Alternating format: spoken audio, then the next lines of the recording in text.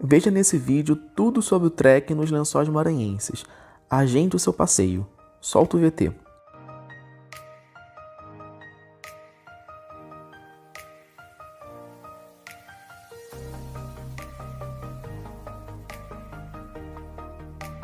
E aí pessoal, eu tô aqui com o Israel, vai ser o nosso guia aqui que vai fazer o percurso do trekking dos Lençóis Maranhenses. Conta um pouquinho pra gente como é que vai ser o passeio, o que nós vamos fazer.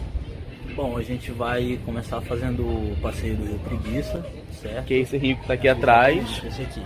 A gente vai fazer a primeira parada nos Pequenos Lençóis, que é em Vassouras, onde já tem formação de dunas, tem lagoas.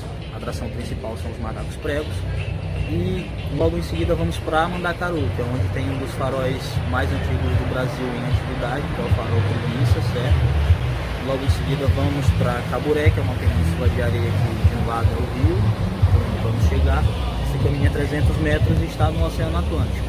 Almoçamos lá, logo em seguida, depois do nosso almoço, descansamos um pouquinho nas redes que ficam no restaurante.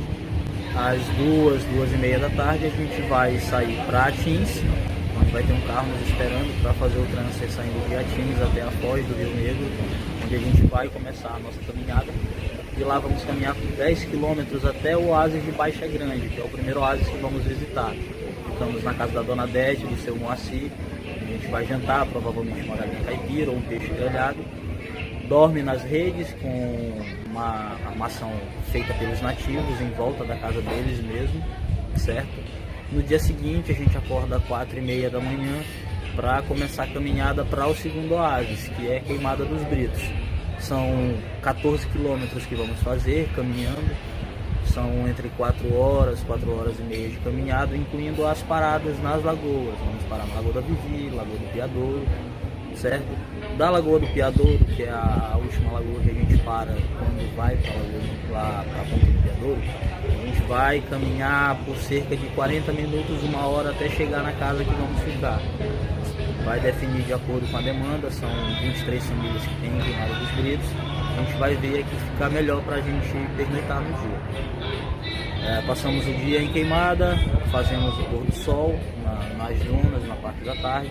No dia seguinte a gente começa a caminhar às 3 horas da manhã, com sentido a Betânia, que já é um próximo oásis, que fica próximo a Santo Amaro. São 17 quilômetros que a gente vai fazer, parando na Lagoa do Junco, Lagoa das Cabras, certo? Chegando em Betânia tem o rio, que é o Rio Alegre, que corta na parte de Santo Amaro, que ele tem uma coloração um pouco avermelhada, assim como algumas lagoas de dentro do parque. Isso é devido à grande quantidade de vegetação que tem nas margens dele. As folhas caem, entram em decomposição e começam a liberar o ácido fólico, que dá a pigmentação avermelhada na água. Depois que chegarmos em Betânia, a gente atravessa o Rio Alegre a pé mesmo, porque ele está meio assoreado devido às dunas. Vamos para o restaurante da Dona Chagas, que é muito bom. Fazemos o almoço, descansamos. Depois vamos pegar um barco que vai nos deixar até o ponto do pôr do sol, onde vamos fazer o pôr do sol. Depois do pôr do sol, o carro nos apanha e nos traz para Barreirinhas. Já vamos chegar na parte um pouco mais tarde em Barreirinhas, por volta de 9 a 10 da noite, certo? E tudo isso a gente vai caminhar no total de 40 quilômetros, certo? Se tem definição de idade para fazer o trekking, a gente não estipula, certo? Mas já a menor idade que já foi presenciada de caminhada aqui foi de 10 anos. Então qualquer pessoa pode fazer a caminhada? Sim, já fiz com crianças de 10 anos, com pessoas de mais de 70 anos também. E no caso você vai adaptando o trekking para cada cliente que está vindo, cada pessoa tem seu ritmo, não é determinado um ritmo antes do trekking. A gente vai determinar a partir do momento que a gente começa a caminhar. Vai ficar o mais agradável possível para cada pessoa. A gente vai... Se a pessoa caminha mais devagar, a gente sai mais cedo para evitar mais o contato com o sol, para se tornar mais agradável para ambos. E relacionado às paradas, sempre também vai estar fazendo algumas paradas para poder estar descansando, curtindo a lagoa, não é isso? A parada das lagoas que a gente faz é justamente para isso, não é só para a pessoa aproveitar a lagoa, ela vai aproveitar a lagoa e vai dar uma relaxada nos músculos dela, porque a água está numa temperatura bem agradável. Ou seja, você vai andar bastante, mas você não vai sentir que está andando, porque você caminhou um pouco, você para, curte a lagoa, depois você caminha mais um pouco, curte outra lagoa, e depois você chega no oásis, onde você vai conseguir descansar. Então, todo o roteiro é pensado no melhor conforto para cada um, e também ele pode ser adaptado de acordo com a necessidade do grupo. O guia sempre vai estar sentindo como que a pessoa está agindo, como é que o grupo está agindo. Relacionado à roupa, como é que a gente leva? Cara, o mínimo de roupa possível. A roupa para tu caminhar os 3 dias geralmente deve ser a mesma. Cada ponto de apoio onde tu chega tem tempo para tu lavar, colocar ela para secar, certo? De 2 a 3 mudas de roupa para os dias quando você chegar no oásis. Meias para caminhada, caso você tenha os pés um pouco sensíveis. E eu acho que isso. A outra coisa, eu fiz o trekking com ele, aí eu levei mais roupa do que deveria, porque eu não acreditei nele. Chegou na hora, o que eu percebi? Caraca, eu tô levando muito mais roupa do que eu preciso. Sim. A camisa, eu levei uma camisa UV, na hora você lava a camisa e seca rapidinho. Então você consegue levar pouca roupa, você leva 2 mudas, no máximo estourando 3, não é isso? E você consegue estar lavando lá e fazendo, então, quanto menor peso, melhor. Qual é o limite máximo que você aconselha de peso numa mochila? Eu tá com uma mochila de no máximo 5 kg para caminhar. E 1,5 litro de água, certo? Isso. Então 1,5 kg é só a água que você vai estar levando. Exatamente, no caso são 3,5 kg de bagagem para se tornar uma caminhada bem confortável para você. E relacionado a calçado? Calçados são havaianas e meias, para facilitar a mobilidade de vocês. E outra coisa também, que a areia não é quente, tá, gente? Então, como tá batendo bastante vento, você consegue caminhar tranquilamente. Muita gente, às vezes, teima em andar descalço. Aí o que acontece? Ele até riu porque aconteceu lá no passeio, ele falou, a pessoa não escutou e depois veio a prova. É aquele clássico, tipo assim, eu avisei. Por isso que ele tá rindo aqui. Eu não gosto de falar essa frase, mas tem horas que são necessárias. Cara, a maioria das pessoas que não vivem aqui é habituada a caminhar calçada, certo? A areia, depois que você sai da lagoa, a pele do seu pé está sensível. Em conjunto com a areia, ela vai formando bolhas nos seus pés, consequentemente vão estourar as bolhas e virar feridas, certo? E isso tudo vai dificultar a tua mobilidade. Cara, tu com o pé machucado para caminhar nos lençóis vai ser uma tortura, não vai ser o prazer que vocês estão buscando, saca? Então é sempre bom estar com esse cuidado. Ou seja, tá sempre escutando os conselhos do guia, porque ele sabe o que tá falando, e quando você não escuta, você acaba pagando o preço. Sobre protetor solar? Exatamente. Protetor solar, eu vou estar que nem a mãe de vocês, tá? De 1h30, 2 horas, a cada 2 horas eu vou estar pedindo para vocês retocarem o protetor, porque aqui a gente está só a 2 graus e 42 minutos abaixo da linha do Equador. Ele lembrou isso umas 4 vezes durante o passeio, tá, gente? Tem que lembrar, porque aqui por mais que tu esteja com uma sensação térmica agradável dentro da água, o vento soprando, tu não tá sentindo, mas tu tá queimando, certo? E isso à noite, para tu dormir, tu vai rolar para um lado, rolar para o outro e tu tá pegando fogo. Ou seja, se você quiser economizar um pouquinho no protetor, é só você ir com uma calça até o pé, né? Uma calça confortável, uma camisa UV e um macete do pescoço. Balaclava. Fala aí. No caso seria uma balaclava para você proteger tanto o pescoço quanto a nuca, que mesmo com o cabelo ela é mais sensível e fica meio desagradável.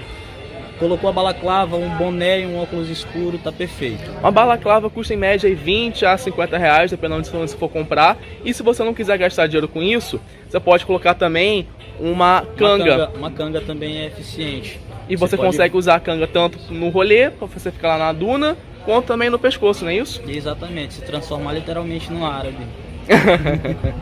Toalha precisa levar? Não, nos pontos de apoio eles disponibilizam, caso a pessoa precise de toalha, é só chegar, pedir para o dono da casa que ele tem toalha para vocês. Outra coisa, vou ficar 3 dias andando. 1,5 litro de água vai dar para os 3 dias? A água você pega em cada dia caminhado. Cada ponto de apoio tem onde você comprar a sua água novamente para caminhar, porque senão você vai ficar carregando muito peso na sua caminhada. Aqui em 2001 a água custou em média 10 reais em cada ponto de apoio. De 1,5 litro dos nativos. Então o ideal é sempre estar comprando pelo menos uma, né? De 1 a 2 garrafas. Se você bebe muito, compra uma garrafa de 1,5 litro mais uma pequena de meio litro, que é o suficiente. Que a gente não vai caminhar o dia inteiro, geralmente a gente caminha só meio período até chegar no oásis, para a gente evitar o pico do sol. e devido à proximidade com o Equador é bem quente. E o que é um lençol maranhense?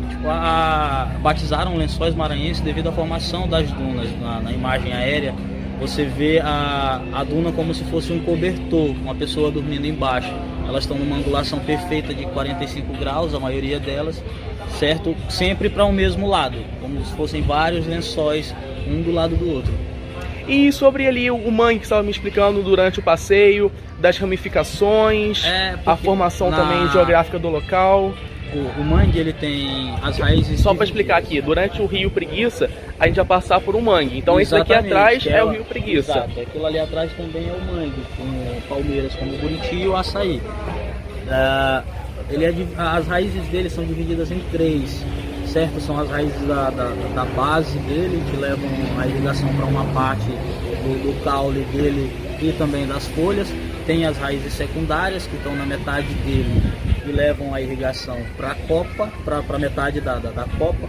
E tem as piromanotófilas, que são as raízes da copa, que chegam até na água e levam essa irrigação. Elas funcionam como uma esponja, são pêndulos que caem desde a copa até chegar próximo à água. Com a variação da maré, uma hora ou outra a água vai estar tocando lá, certo? E com a grande salinização na parte mais próxima à foz do rio, na época da estiagem, com as marés grandes, lá salga mais, elas funcionam como filtros. A água vai entrando salgada e vai dessalinizando ao longo do filamento, e vai levando a irrigação e a árvore continua perfeita.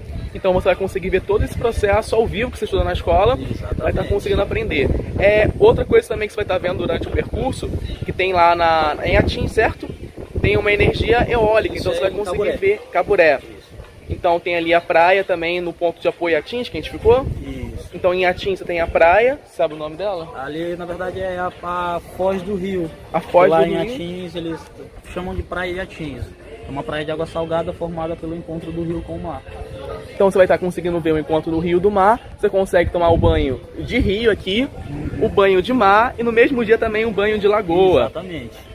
E sobre a primeira parada, é a parada na Lagoa do Paraíso. Exatamente. Tem um pôr do sol incrível, não é? Ele tá até rindo aqui porque ele sabe. Mais ou menos.